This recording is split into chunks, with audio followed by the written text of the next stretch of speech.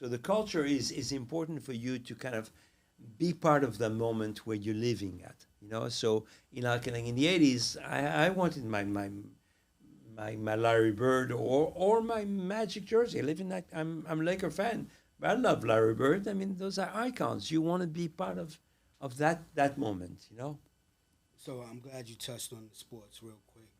So going back to what you said earlier about you and Lou Alcindor and Jerry West, were you avid? Was you a sports fan, or did you play basketball? Because like you said, you 6'1". Where did your affinity for sports? Where did that come from? For me, because I loved anything that was American. So I listened to all American music. I was crazy about American music, and obviously it was rock and roll and folk songs and stuff like that. Nothing to do with hip hop in the '80s and '70s. I mean, for me, it was like all the Led Zeppelin and Rolling Stones and the Beatles and all that stuff. A lot of people don't even know who they are. But I love sports. So I really wanted to play sports. I love basketball. I was crazy about basketball. But honestly, I had never seen a Laker game in my life. I have never seen like a college game in my life. Though I knew UCLA. I loved UCLA. I have no idea why. In fact, and I'll share with you, I have a picture of me coming for the first time to America in 1974. And I had, for the whole month, I think I had $120 for the whole month. That was my pocket money, which I had to work a year for me to save. And the first day I walked into UCLA, I spent about $80 or $90. All my money that I had. First day, second day of the trip, and 50 of it, or $60 was a UCLA jacket, which like 2 weeks ago I found a picture of me wearing it. So you're gonna love that picture. I have to find it for you and send it to you. So I'm wearing like a big fro like that. I'm wearing a fro in 1974, and I'm so proud. I don't even think it was leather. It was varsity with plastic sleeves. But when I think about it, and I've had that in some of the interviews with some people, I really believe that was the seed level where I got into the jacket business, because I put that jacket on in 1974, and I felt I was a man. I felt like I bought myself like a forget about wearing a Rolex or AP or whatever it is, or driving a big car. You put a jacket on. It's like a woman wearing a makeup and glasses and wearing a Hermes bag and Louboutin shoes and everything all combined under one jacket. I felt like suddenly I was a man. And I think that feeling carried through for me to just go out and rather than just, I mean, not obviously, but I can design anything I want. I mean, I can design a house, or I can design shoes, or I can design whatever I want, because I'm in that space where I have my personal test level, and I'm not sure that can resonate with a lot of people. Thank God it does resonate with a lot of enough fans that I have. But I know I have a feeling when I create something that it's just like, I know when I'm going to put it on, I feel like I'm 5 foot taller, than that way I am.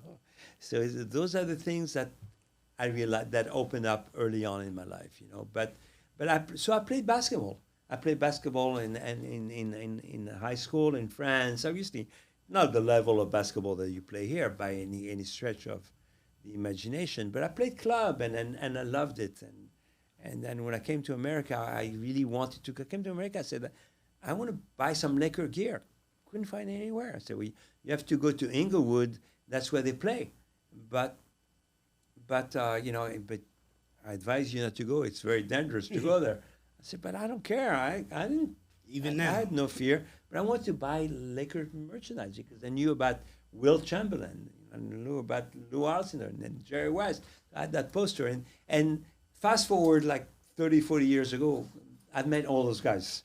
And I'm friends actually with Jerry Buss. And I've done the jacket for Kareem Abdul-Jabbar when he broke, his record was broken by LeBron. And I met, I did the 50 greatest players and 75 greatest players for Will Chamberlain. Obviously, it was not there for 75th. And I did for Jerry West and Kareem Abdul-Jabbar, formerly Alcindor.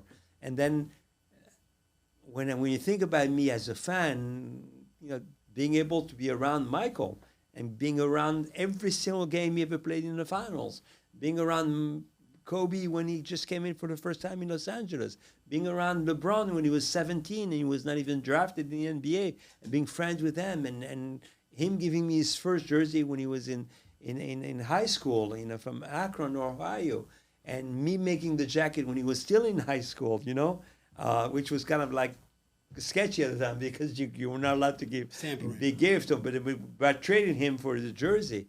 And it's kind of like a charmed life when you and I never take it for granted. For me, I tell people, I'm sorry I speak a lot because I'm, as you can tell, I'm passionate about my life, and for me it's like I always often say, I'm like, I'm going to be turning 68 in a week from now, but I feel like I'm 2 years old.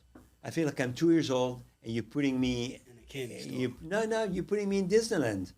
I'm walking to Disneyland, and like my eyes open, my mouth open, and here comes Mickey Mouse, and I'm like in awe. So I'm still appreciative. I mean, I've seen LeBron 50, 100 times in my life or more. I mean, like I'm talking on 1-to-1, but still my heart beats when I see him. The same way with Michael, the same way with Kobe, the same way with Mike Tyson, with Muhammad Ali. I mean, I've been around Nelson Mandela and President Clinton, and for me, it's kind of like is this for real? And people say, well, are you celebrity whore? I say, I'm not. I'm just a kid that's living a dream, and I'm so appreciative of everything, and knowing that when I walk in the street here in New York and I see 18-year-old kids that come to me and they say, oh, God, can I have a picture with you? You're a legend. I say, a legend for what? I make jackets, but it's so rewarding for me. They don't understand that. They think it's big for them. It's big for me. I'm getting the love, and the love they're giving me, I want to give the love back 10 times in return, because I'm so appreciative that I'm recognized for me to do something that I'm so passionate of me doing it, and people are appreciating. That's why I have such a huge following, because people appreciate. I'm able to my ideas and my passion, I'm able to translate that through my social media and through my product, and people get excited when they see the stuff that I do. And again, all that said, there's not one element of dollar in the equation. Granted, I'm running a business. Granted, I want to make money. Granted, I have bills to pay. Granted, but this is really what, for me, when I came back of retirement like 3-4 years ago, and I was retired for 10, 15 years, I was not feeling good. I was not happy anymore. I realized that there's 3 things that count for me in my life. From the business side of it, forget about my family, my love, my friends, and the passion for integrity, for work ethic, for all the good things. For me, those are the things that I live for. I don't care about shortcuts. I don't need to do a shortcut to make more money. I'm not in a hurry. Whatever it is whatever the universe gives me. But I realize that, like I said earlier, for me, when it comes to business, my bills need to get paid. So, and I don't need to live like a glamorous life. Thank God I do. I'm blessed in that way, and I'm blessed to have beautiful cars and beautiful watches and go to all the good places, and the nature of my business puts me in the forefront of all the great events, and I'm passionate, and that's that 2-year-old kid that goes in, and that's where Dren sees me all the time there, all those good spots, and thank you to Dren for being such a friend and always helping me out as well and watching out for me. But so that's one of the elements. The second element is to finally realize that I found the passion of knowing that I want to do the things I want to do. And the third thing is something that's, again, very pretentious if you don't know me, but it's also very humbling. It's like, at my age, I don't know how long I'm going to be here. So if I was able to do a mark, and one of the things that I want to say before I sing that is, I'm very consistent with the culture. For me, I don't go out. I am in the culture. I just don't need to go out and sell 50,000 pieces to Walmart, and nothing wrong with that. I mean, it's business, but that's not what turns me on. For me, I'd rather do one single jacket for DJ Khaled and be happy with him, and or take a picture with Jay-Z. I mean, those are the things that just like I'm beside myself when it happens. So for me, it's legacy. So legacy is very pretentious because who the fuck do you think I deserve to have a legacy? Who am I? I'm making jackets. That's all I am. But really, when you think about it, I'm in the. And if you look at the picture of Michael Jordan last shot, I'm in that picture. When you look at the most famous picture of the NBA and you see Kobe wearing the trophy, that's me, my logo. When you look at Martin Lawrence, who's the icon of icons of comedy, and he comes out in the show like and he's wearing my jacket. So those are the things that moments in time that I've been able to capture.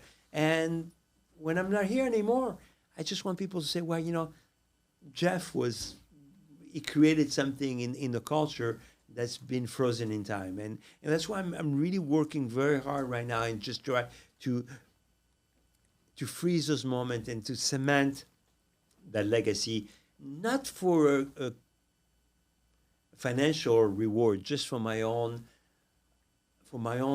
personality and for my family, for my grandkids, for them to know that granddaddy was a cool dude.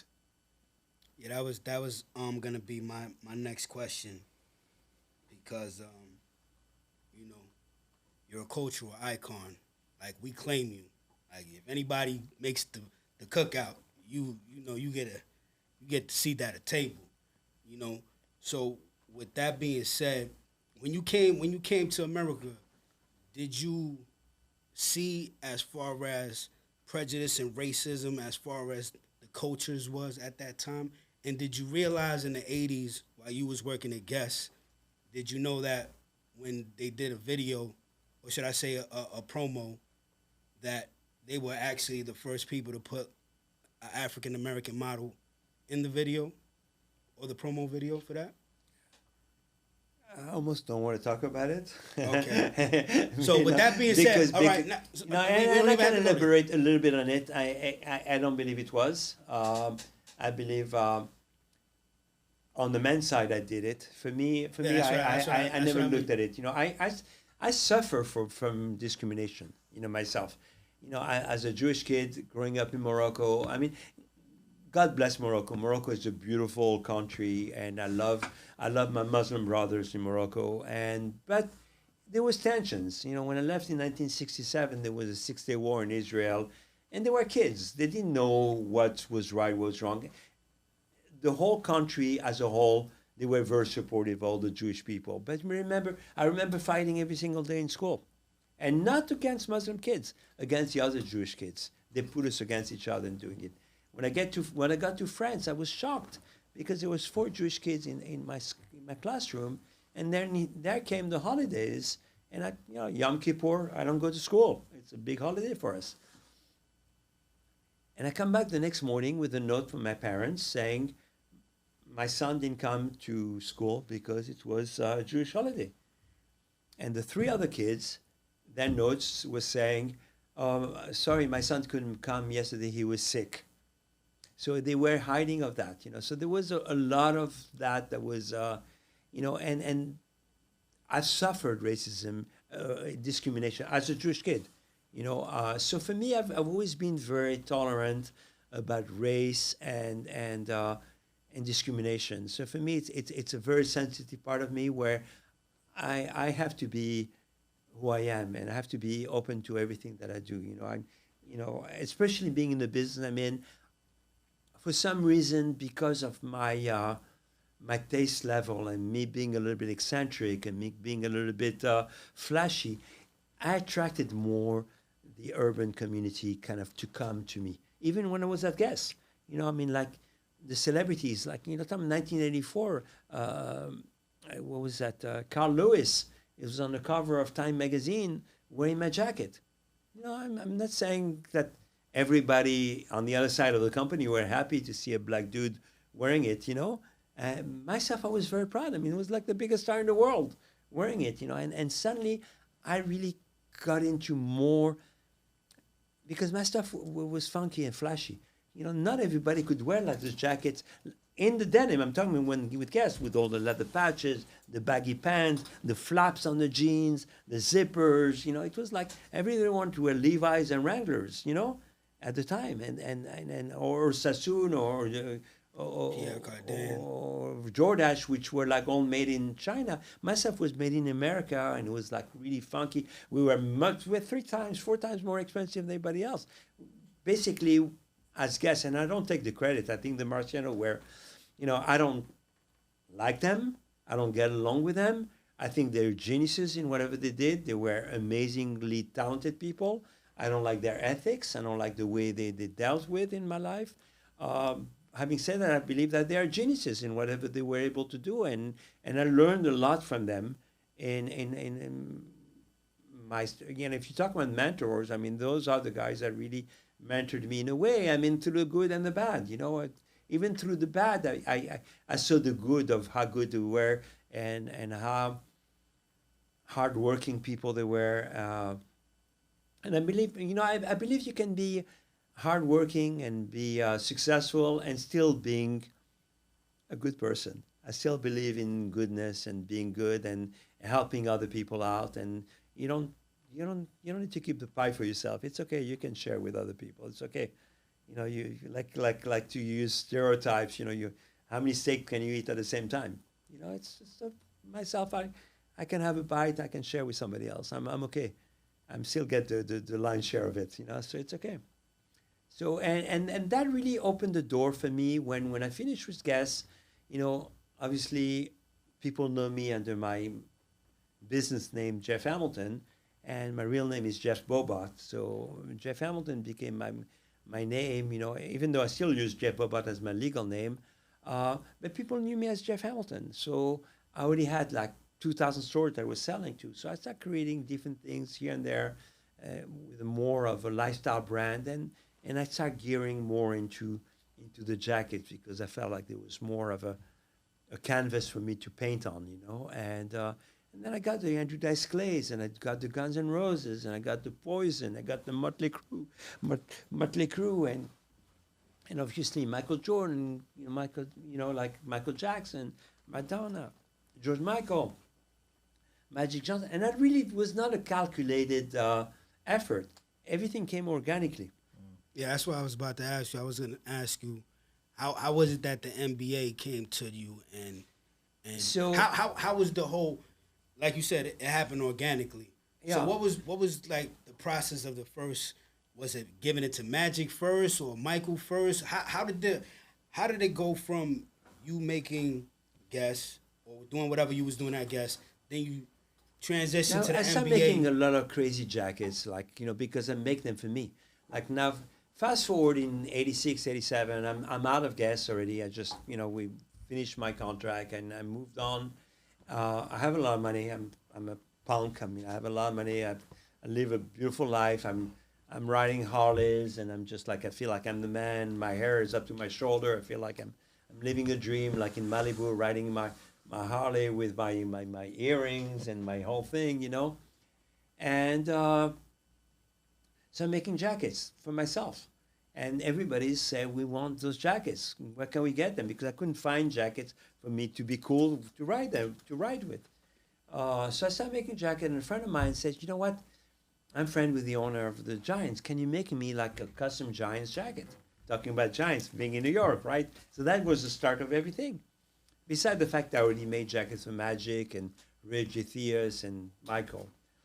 And so I made like a jacket, if you look at it, I mean, the jacket, like today, I couldn't even look at it as saying it's a cool jacket. It was so cheap. I used pigskin, cheap leather, but the jacket was cool. It was a reversible jacket, and he said, I want to give it as a present to the owner of the Giants.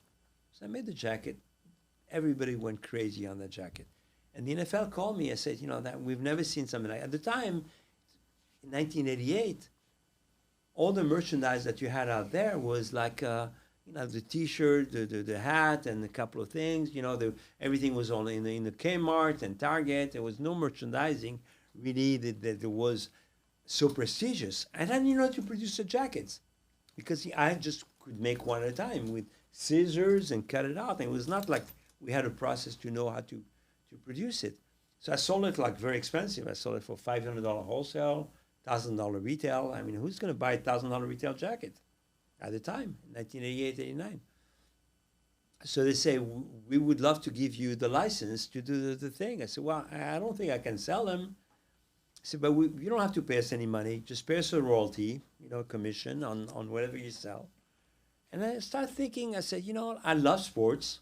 I love the NFL. I mean, the NBA is really what my love is, But the NFL, I love the NFL. I mean, it's just like, think about it. There's 1,500 players. There's like 25, 30 owners.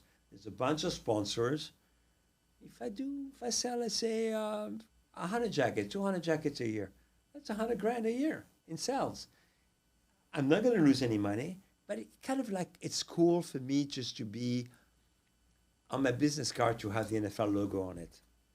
And of course I started doing that, and then people say, but we need Lakers, we need Chicago Bulls. I call the NBA and say, yeah, we'd love to give you the license as well, and we need to elevate our branding to something higher, so they give it to me. And the MLB, then hockey, then the colleges, then Disney, then Warner Brothers. Before I knew, I had 40 licenses. And then my business took off like crazy. And people didn't care.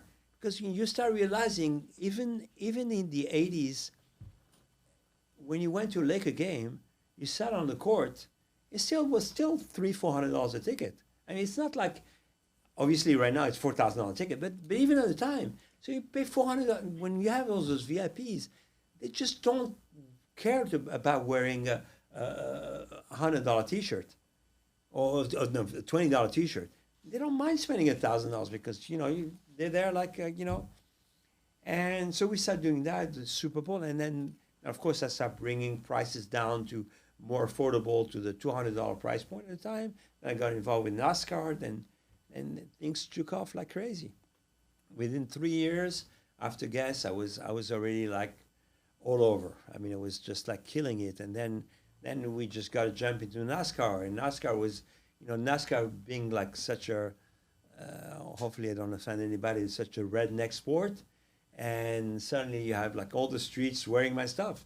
And all the kids in the street, like they don't know who Tide is or M&M or Skittles or whatever it is, but they just like the design, they like the color, and it's affordable. So suddenly we have that. And then you have, what was the thing, like MTV and 150 Park, 126 Park, 106 Park, and so and they need like to wear stuff. So like everybody comes into Genesis on 58th and Lexington and wearing the stuff, and Camerons are wearing the stuff. So I'm mentioning my name in 2 songs, and it's just like becoming like the hype of Jeff Hamilton. And listen, at the time there was the Avirex of the world, there was the Pele Pele of the world, which they were doing amazing, and I love what they do. I mean, and the Vans of the world, everybody's great. I don't, everybody has their own niche, everybody is doing great stuff.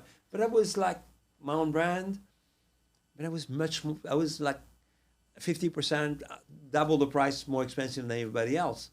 And for some reason, it's like, it created like the hype that you wanted to get a Hamilton jacket. It was like, it's a one of a kind. It's a one of a kind. You feel like it a little bit more. And then once I start getting into signing them, you feel like you're getting part of my DNA in it, because I personally touch your item. The item that you have, I personally touched it, and I didn't, and at the time it was all business directed, and it became obviously more the passion feeling of what I have. All right, so I'm going to talk about the Dream Team. So the Dream Team happens. You just so happen to be able to ride along for the ride. Yeah. Talk to me about that. How does that happen? Somebody said, let's go, or No, you said, you know what, I'm not gonna miss this for the world? I'm not missing anything for the world. Any opportunity I can to maximize it. Me, I'm all about maximizing my potential. You know, like the biggest regret I would have to in my life, and obviously I always run behind against the clock. You know, when you're 68 years old. You know, but biggest regret in my life would be to be on my deathbed and said, you know, I should have done this. I didn't do this and this. So right now, I'm all about maximizing my potential, and that's the reason why I am not lazy. If I need to go home tonight and I go out and I might have a couple of drinks and I need to work another hour, I'll work it. I don't want to take nothing for granted, and I want to really make sure that I'm maximizing my potential for, you know, at the risk of repeating myself. So. Obviously, it was a big moment when the Dream Team was going to play. You know, me being a big NBA fan, and so I got the rights for the NBA thing. And obviously, Michael just had won the championship in '91, the first championship, and it's and you have Magic, and Magic was not playing because of the whole HIV HIV. thing, and then you have Larry Bird, and you have Patrick Ewing, and you have like all. I mean, it was amazing. You know, the only regret I had was that Shaq was not on the team. He should have been on the team. That's the only thing. And Isaiah deserved to be on the team as That's a well. fact. Uh, but you know, it was a great experience for me to go to Spain. You know, and to be with them. I was with them. I was with them. I had all my credential. I was with them. I was having dinner with them before the games, and the games were playing at 10 o'clock at night. And I would ride on the bus with the family, and it was just amazing, amazing experience in my life. I was in the locker room with them when they won the gold medals, and I had all 12 jerseys from them that they used. You know, at the time I paid off somebody, and I just got all 12 jerseys. Nice. Unfortunately, I sold them. So, give me a story. I know it got to be some stories that you got from being over there in Barcelona. Give me some stories. Uh, no, I mean the only story that I can tell you. I mean, there's a lot of stories, of course, but one of the stories that I have is that I bought all the 12 jerseys from somebody, and then I had them, but the only one who had the jersey was Karl Malone, who had all 12 jerseys, which he sold them for a few $1 million, like a few months ago, a few weeks ago, and the story is that his wife walked into the locker room and saw the jerseys on the floor, and she took them and she carried them.